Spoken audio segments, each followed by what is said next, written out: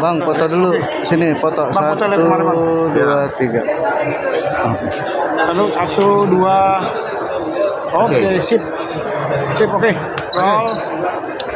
Bang, polemik yang sedang kisru dan sedang ramai saat ini antara Agus dan Novi tentang donasi. Abang sebagai tim praktisi hukum dari Agus menanggapinya seperti apa, Pak?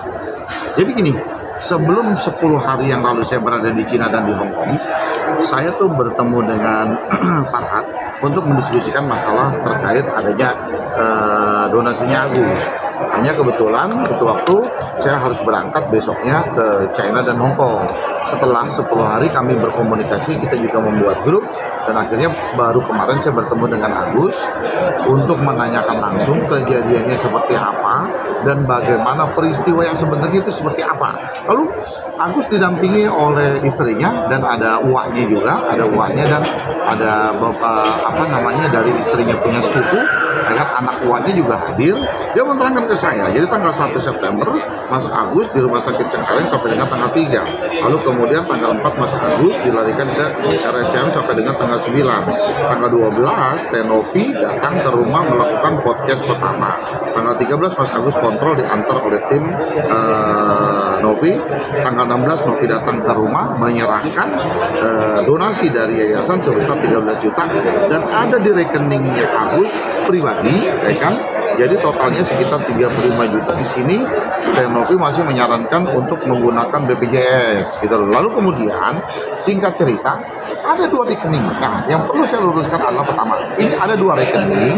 Satu rekening yayasan, kedua rekeningnya Agus pribadi. Dan yang di yayasan berapa jumlahnya lebih banyak daripada rekening Agus itu sendiri. Jadi donasi secara sukarelawan di seluruh Indonesia itu yang peduli dengan sakitnya Agus, dengan kebutaannya Agus itu mendonasikan itu sebesar berapa? 1,4 miliar atau berapa? 1,3. Ya, 1,3 miliar kan kepada Agus. Nah, lalu kemudian saya luruskan kembali di sini. Ini yang perlu diingat nih ya, bahwa ada pemberitaan pinjol. Itu pinjol tidak ada. Dengan pinjol tidak ada. Agus tinggal di Cengkareng. Karena istrinya bekerja, siapa yang mengurusin Agus? Kan Agus juga kontrak 1 bulan tuh bayar 1 juta lebih. Nah, sementara dia mau tinggal numpang di rumah uangnya. Nah, karena namanya orang numpang, ya kan dia punya beban, jujur, ya kan uangnya itu ada utang di BRI sebesar 32 juta atau berapa, diambillah ditembus sertifikatnya itu keluar dari BRI. Jadi kita luruskan bahwa uang itu tidak disalahgunakan untuk membeli rumah sebagaimana yang ada, lalu untuk membayar pinjol, lalu kemudian Agus membeli emas, Agus membeli handphone, apa itu semua nggak ada. Ya kan kemarin saya diperlihatkan bahwa handphone yang digunakan juga masih handphone lama. Lalu ya kan emas, ya kan emas itu adalah bentuk emas kawin, dan suratnya kemarin pun juga dilihatkan oleh istrinya 4 tahun yang lalu belinya, terus berbentuk emasnya ini tidak ada emas-emasan yang sebagaimana diberitakan, ya kan viral bahwa dia juga membeli emas, tidak ada gitu loh. Oke. Bang, berarti Novi juga sempat menyarankan bahwa si Agus pakai BPJS dulu ya Bang, sebelum dananya terkumpul gitu. Iya, betul, ya kan BPJS. Nah, sekarang adalah masalahnya di sini, tadi kan Agus sudah dimintai undangan klarifikasi kepada Polda. Nah, kan undangan klarifikasi kepada Polda. Mungkin Polda melihat, ya kan, ada bukti permulaan terkait daripada laporan itu sendiri, sehingga dimintai keterangannya Agus sebagaimana sesuai aturannya di undangan klarifikasi, dimintalah keterangan sebenarnya terjadi seperti apa. Nanti kita saling cross check, saling klarifikasi dan sebagaimana. Tapi menurut saya kita sekarang kesampingkan dulu deh masalah hukum. Masalahnya pengobatan Agus ini kan terus berjalan. Nah, kan pengobatan Agus ini terus berjalan. Sementara uangnya ini udah nggak ada di Agus. Agus telah membuktikan uang itu telah ditransfer balik ke Novi.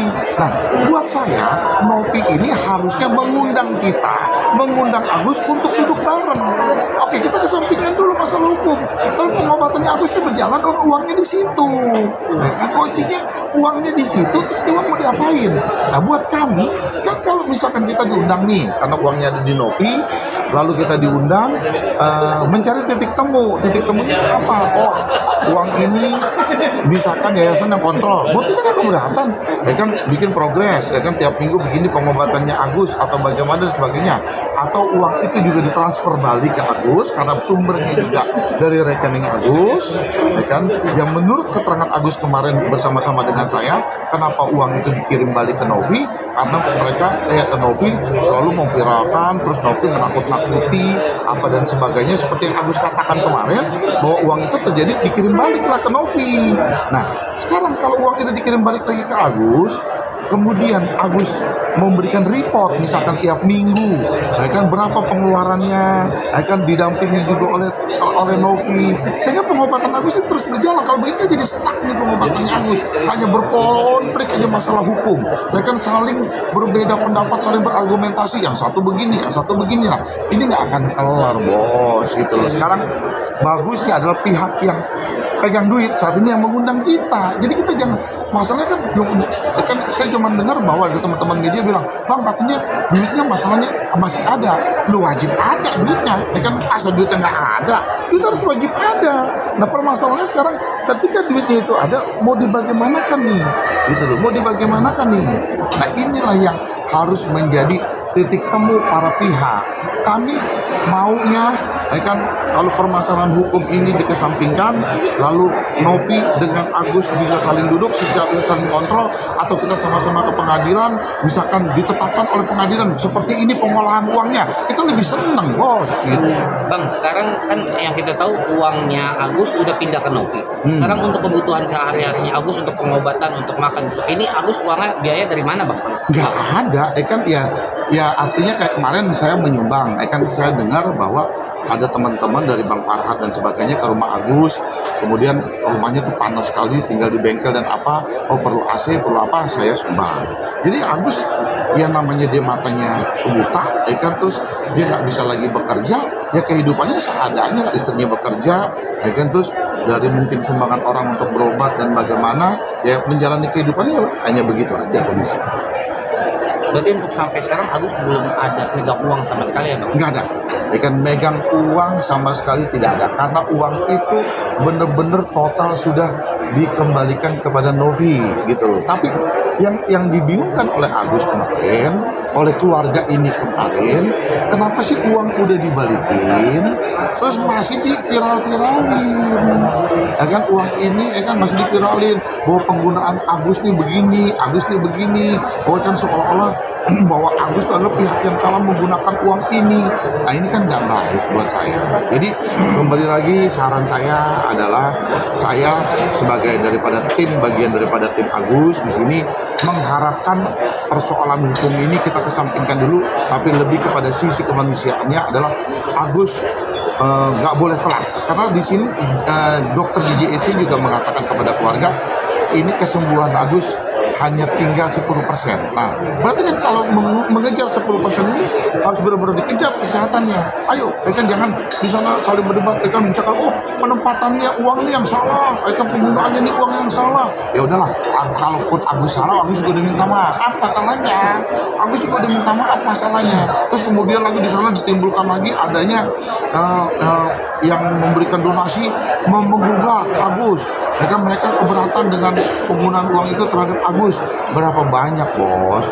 Yang nyumbang nih, coba kita audit, misalkan 10.000, lalu yang mau lapor cuma 8 orang, 7 orang. Nah, orang-orang ini dari mana asal usulnya? Orang ini dari mana asal usulnya? Yang nyumbang nih berapa orang? Kalau mereka keberatan karena uangnya di Novi, balikin aja.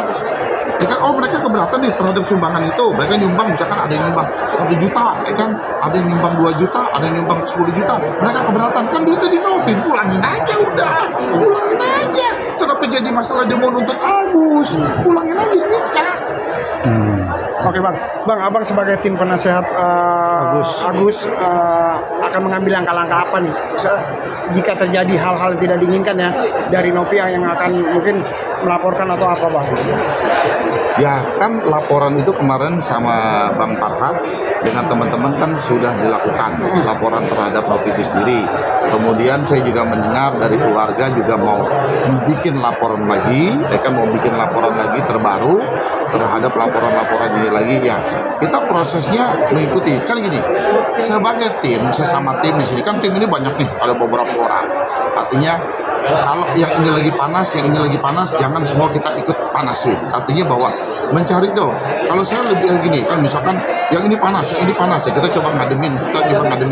Buat saya titik temunya adalah bagaimana terutama lebih mementingkan ke depan adalah kepentingan Agus dulu. Saya kaget tuh kemarin, tiba-tiba Agus bilang, ya kan, saya pas ngobrol sama Bang Krisna dari kemarin kan kita cuma ada di telepon aja, saling telepon, saling komunikasi. Pas ketemu Bang Krisna, kok tiba-tiba kayak ada satu sinaran sinaran cahaya yang sebelah kanan Agus tuh udah mulai melihat ya kan gitu, bukan melihat, artinya melihat bayang-bayang gitu. Oh, sampai terkejut saya, sampai kaget saya dengarnya. Oh iya Gus, ya kan, terus dia bilang ini bayang, kalau warna hitam dia agak kurang begitu lihat, warna hitam biru navy gelap gitu dia agak bingung. Tapi kalau dikasih contoh warna, kayak ada sepupunya istrinya kemarin bawa handphone, ini warna apa nih Gus? Oh ini warna agak lama, ini pink gitu loh. Ya kan, terus kalau warna biru hitam dia agak bingung, ya kan, dia menebaknya. Tapi dia bilang ini udah mulai ada cahaya gini, daripada tadinya gelap sekali, dia cuma sinar bayang-bayang yang sangat tipis sekali. Tapi buat saya ini adalah satu mukjizat, ya kan? Satu mukjizat buat Agus ya. Kita berharap, nah karena ini satu mukjizat buat Agus, kita berharap bahwa kesembuhan Agus ke depan ini harus segeralah sama-sama. Jadi kami meminta kepada Novi, meminta kepada teman-teman yang berada saat ini kan bersama Novi, ayolah kita duduk bareng aja, jangan saling berdebat, kan, jangan saling menyalahkan. Ya udahlah, kalau Agus kan salah apa dan sebagainya, kan udah, kan Agus juga udah minta maaf. Nah sekarang dengan Agus sudah minta maaf, duit ada di kalian, ini mau diapain nih duit nih? Ini Agus posisi begini. Bang, dana ada di Tenovi, ada nggak Bang komunikasi dari Tenovi kepada Abang, kepada Agus? Sampai saat ini belum. Artinya justru kan kami menunggu dari pihak Novi. Ya di dalam grup kita sendiri yang mau bikin riuhnya, kan ini kita semalam konflik lagi di dalam grup kita sendiri, ada satu orang yang tiba-tiba nyasar kan kemana seolah-olah makan. Nah saya bilang, saya juga berkomentar di dalam grup, saya bilang udah yang kayak begini kita keluarin aja lah dalam grup, bikin pusing aja lah kepala. Kita ini lebih mengkerucut kepada bagaimana penyelesaian kesehatannya Agus, karena mereka konfliknya hanya masalah hukum aja, masalah hukum, nggak ada habis-habisnya. Ada lagi ya kan, pihak siapa lah, dari mana pihak, kami akan siapkan ya kan 500 pengacara, 700 pengacara untuk dampingin Novi. Duitnya dari mana Bang, menyayangkan nggak Bang Tenovi sedikit-sedikit memviralkan di akun media sosialnya Bang? Nah justru kita nggak tahu motifnya apa, ya kan. Masalahnya ini orang udah minta maaf, orang ini sudah mengembalikan, sebenarnya nggak ada kewajiban untuk mengembalikan secara sukarela, ya kan, karena ketidaktahuan dia, ya kan, ketakutannya dia, sehingga uang itu dikirim balik. Nah kan uangnya ada di sini nih. Nah itu justru yang menjadi pertanyaan keluarga kemarin nih, ya kan, waktu kami sama-sama duduk nih, ya kan ada apa sampai saat ini berita ini masih aja diviralin, masih aja dikembangin dengan salahnya Agus, dengan ininya Agus. Ya udah, salahnya tuh berapa duit dari yang ini ada, ya kan, kesalahan Agus coba dirinci dan dibuktikan, karena kami orang hukum, kami juga kan berpendapat bahwa harus dimulai dengan bukti. Jadi misalkan orang bilang, oh Agus beli rumah, oh tarisnya di mana, bayarnya bagaimana, coba dibuktiin. Agus beli handphone, di mana beli handphonenya seperti apa dan bagaimana juga dibuktiin. Jadi semua ini juga pembuktian. Nah maksud saya jangan terkesan bahwa kita mencari buktinya, akhirnya waktunya diulur waktu sampai tidak ada jelasan. Nah ini saya tidak berharap. Bang, ada keinginan dari beberapa pihak untuk meminta dari pihak Agus mencabut laporan. Nah, menanggapinya gimana, Bang? Buat saya adalah mencabut laporan kalau ada kesepakatan yang timbulnya baik untuk kedua belah pihak, buat kami nggak ada masalah. Buat kami nggak ada masalah sama sekali. Buat kami tidak ada masalah. Justru makanya kita diminta untuk mencabut laporan. Oke, dasarnya kita diminta mencabut laporan ini seperti apa? Karena harus ada win-win dulu, harus ada ya kan posisi yang saling tawar-menawar. Nah, baru kita mengerucut kalau ada posisinya di titik temu di tengahnya sama-sama equal, artinya sama-sama seimbang, ya kan tidak memberatkan kedua belah pihak, buat kami mah cabut itu mah nggak ada masalah, cerita sebentar kita tinggal Agus ya kan membuat begini-begini untuk mencabut itu nggak ada masalah buat kita gitu loh. Jangan dengan adanya ya kan bahwa dengan melaporkan ke polisi ini lalu tergiring opini bahwa Agus kacang lupa kulit.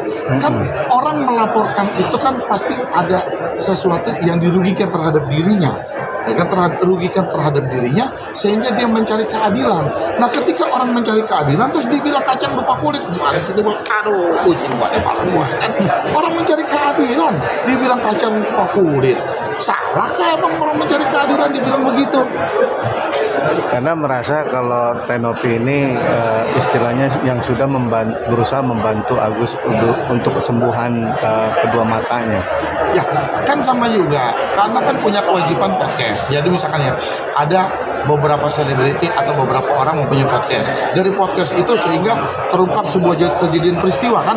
Oh gara-gara podcast ini diangkat, akhirnya pelaku ini ditangkap, kan gitu. Pelaku ini ditangkap. Mereka juga nggak pernah bilang kacang lupa kulit, ngerti nggak? Ya namanya podcast kan gitu loh, ya kan. Udah dasarnya podcast ya kewajiban. Terus misalkan ya, ada loh kejadian di mana sih Surabaya. Terus mereka podcast di tempat satu ini, akhirnya pelakunya ditangkap tuh, kan gitu loh, pelakunya ditangkap. Terus mereka bilang, oh orang-orang gua tuh, kan podcast di tempat gua, kan sehingga pelakunya ditangkap. Ya enggak bos, lu udah punya podcast ya, memang tugas lu begitu. Bang, Oke, Bang. Hari ini budenya Agus Wawa juga melaporkan Tenovi Bang ke Polda Metro Jaya. Itu benar nggak Bang? Nah, belum ya kan, bahwa ada rencana seperti itu, bahwa keluarganya Agus, ya kan, keluarganya Agus dari pihak istri ini, uak-uaknya apa dan sebagainya nih, ya kan, ingin membuat laporan. Nah, kami akan diskusikan dulu apakah pentingkah laporan ini ataukah tidakkah laporan ini. Ya kami nggak mau ambil gegabah lah, tapi kami lebih kepada kalau bisa udahlah nggak usah lagi dulu lah, kita lihat lagi dulu lah. Yang penting bagaimana sekarang momentum yang terbaik untuk Agus, ya. Bang, inisiasi sendiri terkait memberikan dana 10 juta untuk Asem gimana sih Bang? Nggak, memang ada niatan dari saya, ya kan, karena Agus ini tidak punya lagi keuangan yang kemarin telah ditransfer pada Novi, ya kan, uang itu telah transfer kepada Novi sehingga tidak ada penghasilan atau keuangan yang Agus milikin. Ya saya memang dari awal niat pengen melakukan menyumbang untuk Agus, dan nanti kita juga akan lakukan sumbang kali. Bang, untuk sampai saat ini masih ada nggak sih Bang donatur yang menyumbang ke Agus Bang? Ada, masih ada. Kita udah keluar dari uang pribadi kita juga banyak, ya kan.